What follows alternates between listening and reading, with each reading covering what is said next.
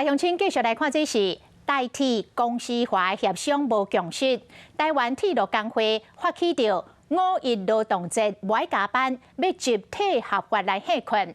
目前确定5月7日动工，火车全部停驶。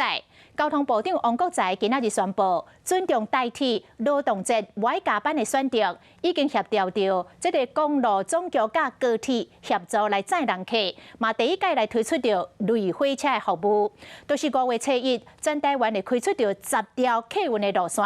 有直达车甲区间车，总共594个班次。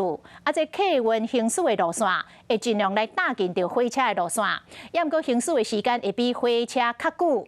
啊，这个头班车甲尾班车嘛比较台铁的时间表。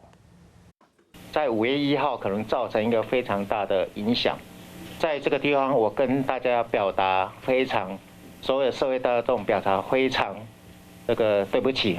所有我们同仁对于这次不加班的选择，我尊重。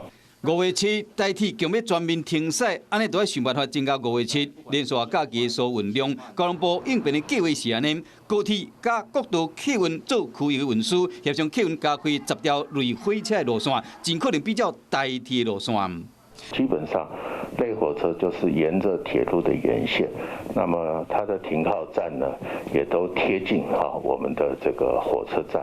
也就是尽可能比较台铁的路线，推出直达车甲区间车的停靠站，总共规划10条，加开594班次。西部地区包括苗栗到台中、台中到中华；南部地区是后壁到台南；东部地区分做3条线，花莲、玉里到台东；南回是高雄到台东。有分几啊站，总共提供23760个位的运能。头一班车甲尾班车的时间比较台铁的时刻表，票价比较台铁区间车还是区间快车，同时要协调高工局。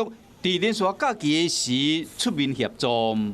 那这个管制措施会针对石碇跟坪林，在上午的5点到中午的12点来实施匝道封闭。那其中在石碇封闭的部分，我们会改采全部都采大客车通行的一个优先通行的一个措施。我们的司机员那个人数就出勤的人数就非常之少了。表列的列车我们都停开因为派不出司机员那但是我们还是没有放弃沟通，强调继续协商。不过交通部长王国材有话要讲。